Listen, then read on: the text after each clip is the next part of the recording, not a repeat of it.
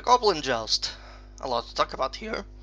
So, initially, one of the reasons I put so much emphasis on the Goblin cards was because in one of the earlier drafts, the Goblin Joust would have been incorporated in the book as the park's equivalent of a bumper car ride.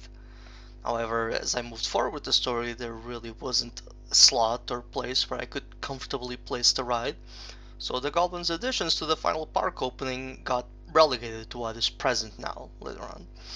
That isn't to say this is the final time we'll see the Goblin Joust in this series. I do have plans to bring it back or incorporate it into the park somehow in the future, when and if I go back to Amusoland as a series. Oh, excuse me. Otherwise, the Goblin Joust itself here is a very strong action set piece.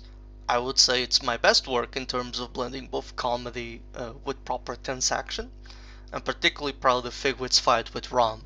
The full scope of his usage of magic, the summoning of many astronomical elements, is something that even when I read it now, I'm very happy with how it was implemented.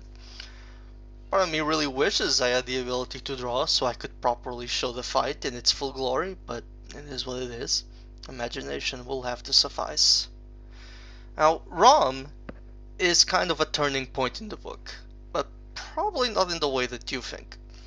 If you remember, I said before that originally this book was geared towards a younger demographic audience, specifically boys from age 10 to 16, more or less. But by now, you probably have noticed that the story has kind of veered away from that. It has started to incorporate a bunch of elements that you would probably not really see in such stories.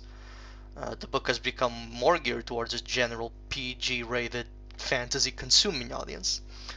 Rom was that defining moment where I decided to completely abandon that younger demographic goal.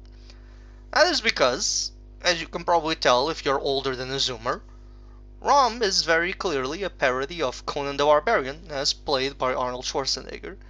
I have some mixed feelings about the original Conan series by Robert Howard, irrelevant to this commentary, but I absolutely love the first Conan movie, even though, again, mixed opinion on the messaging of it. And to say I was concerned that younger demographics would appreciate the reference was putting it mildly. So I had two choices.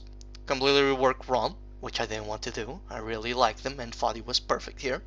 Or keep him as was and just forget about trying to cater to a specific audience and make something I thought was fun. Whether I made the right call is something that time will tell, but for better or worse, Rom dealt the true final strike to this story.